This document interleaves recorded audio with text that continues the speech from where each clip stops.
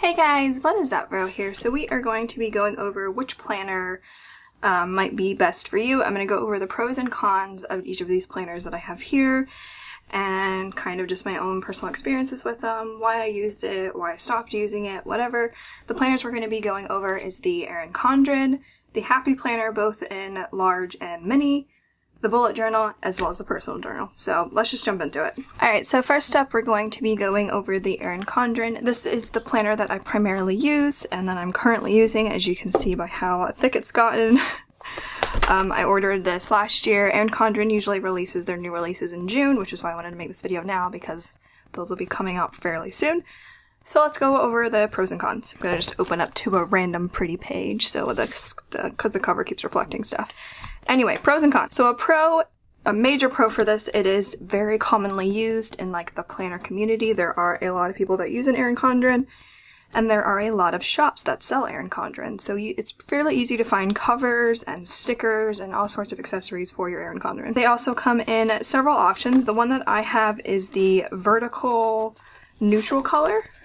So you can see it's very black and white in most areas, and then in each week's spread it has just a very slight pop of color.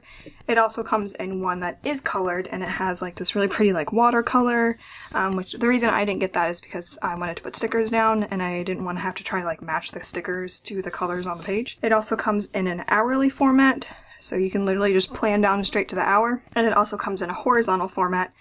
I have it in vertical. Horizontal is literally just what you think it would be. It's just Monday and then Tuesday, Wednesday, etc. The covers are also interchangeable and they pop off fairly easy, and they kind of go on fairly easy. It kind of depends. I usually use a pen to put it back down, but you can, like I said, you can find covers online. They often have sales every year for a certain percentage off, especially right now because they're going to be releasing their new ones, so sometimes you'll see it for 20 to 30% off or more. If you also use someone's referral link, you can automatically get $10 off, so I do have my link down below. Obviously this video isn't sponsored, but if you decide you want to get an Erin Condren for my video, I would appreciate it if you used my link. You don't have to, of course. Now let's go over some cons. So this is my this week's spread. So one con about this is the pages are not removable. They're coiled in there and that's where they're staying. If you want to take it out, you can, but you're not going to be able to put it back in. The planners can also be a little bit expensive. I think they retail for like 50 to 60 bucks depending on when you buy it. As I mentioned, you can get sales on them, which kind of comes in handy, but I feel like sometimes that kind of dips into my sticker fund if I'm spending so much on a planner. The coil, especially the rose gold, has been known to kind of degrade over time. Mine looks fine right now, but I have seen posts of other ladies where theirs has kind of gotten this like weird color and this like brassy weird look. My edges of mine, like where this part is, has started doing that, but it's really not that bad. But I have been told, and I have read, that if you do have issues with the coil, you can just use like jewelry cleaner to kind of spruce it up a little bit. Overall, I think the Erin Condren is a great planner. If you're someone that's not really sure if this is what you want to start doing, is planning, I would probably wait until the Erin Condren is on sale, or buy it secondhand or something, so you're not dropping a bunch of money for something you're not going to use. But that is the Erin Condren. Next, we're going over the Happy Planner. I have it both in a mini and a regular size. It also comes in an even larger size than this. That was a little too much planner for me, so these are the two sizes that I have. The mini size comes in horizontal, which I really like. If I can find a page, comes in the horizontal layout, and as you can see, it's a pretty good size. I use mine for keeping track of expenses, so I'm not going to show like any actual pages. I don't use stickers in this. It's pretty much everything is hand done. I also keep track of my work schedule in the monthly section, and I really like it. This I actually picked up today just for this video and just to try and use it as well. This is the Happy Planner as well. The Happy Planner also comes in various different layouts, like you saw in the mini where it had the horizontal.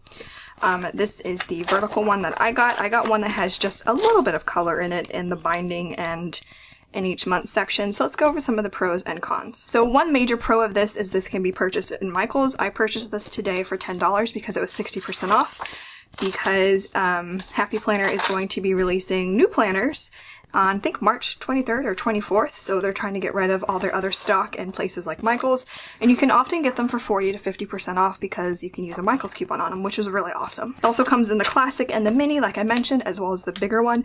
They also have a fitness planner that's the size of this one that I thought about maybe getting at some point, but we shall see. There's also plenty of accessories just for the Happy Planner that you can find both online and in stores like Michael's, which I think is really neat. It is also possible to find specific stickers and sticker kits on places like Etsy, and even from some of your favorite stores that will actually work for the Happy Planner, that are made specifically for the Happy Planner.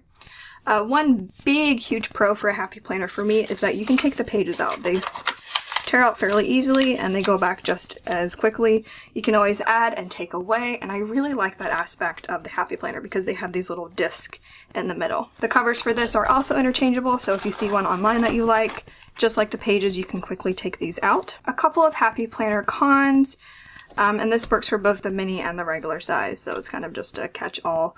Sometimes the pages come out too quickly or just too easily and they kind of tear out a little bit. I've also noticed sometimes when I flip a page, it won't necessarily go down as smoothly as it should. So sometimes pages will get a little bent, but you know, it's whatever. And most of the popular shops within the planner community don't necessarily make stickers for Happy Planners. However, you can fit them in here. The box width is the same, just the height's a little bit different, and plus they don't have the little header section, which I actually kind of like. And I will be filming a video coming up on how to use an Erin Condren kit in a Happy Planner, so be on the lookout for that in like the next week. So that is the Happy Planner. Next up, we're going to be talking about a bullet journal. The idea of a bullet journal is that you are hand drawing everything. You don't necessarily use stickers, although you see that sometimes I do because I had stickers left over from this week, so I decided to put it in my bullet journal. But it's this idea of hand drawing everything and putting all of your information down, and I just really like it. Normally with bullet journaling, you plan every day, but since I maintain a regular planner, I just have one for to-do, YouTube, and blog, and I fill it out each week. I draw it in there. I also have sections for like social media and for movies that I've watched during the year and like financial stuff and just a whole bunch of things. So one of the major pros with doing something like a bullet journal is you can plan any way that you want. I really like using the disc bound system for these because I can take the pages out and put them back in, whereas one that's bounded, if you mess up, that's it. You have to leave it in there or take it out. You can also use any system that you want when it comes to a bullet journal because you're literally making the journal yourself. You can do what I did and use disc bound. You can use a binded thing. You can turn an old planner into one just by putting pages in it, because there's really no limit to your imagination. You can also plan any way you want. Like I do just weekly planning. Some people do daily, some people do monthly. You can really do whatever you want. One of the major cons is setting this up and figuring out how you want to do it. It can be kind of a pain to figure out what style you want to do it in and what all you want to include, and it can be a little daunting sometimes. And it also requires a little bit more discipline than other planners because you're literally drawing everything yourself. But you can find so many guides online, and a bunch of Etsy shops actually sell a lot of printables for a bullet journal, so you can use that too. So the last thing we're going to be going over is a personal planner. I originally was using this and then I stopped. For mine, I have just inserts from So Much Crafting, and they're fairly similar to kind of like the Erin Condren layer where you have like each day, and as you can see, I did use stickers. I had a lot of leftover stickers from kits and just kind of other things, so I was using it originally for like my YouTube and streaming, but I pretty much just used my bullet journal for that. One of the major pros to this is that you can take the pages out and put them back in, which can be, you know, really nice, especially if you mess up on a page, you can easily fix it. It's also really easy to find inserts. You don't necessarily have to get So Much Crafting. You can get inserts from pretty much anywhere. You can even try and make your own. You can also use any cover that you want.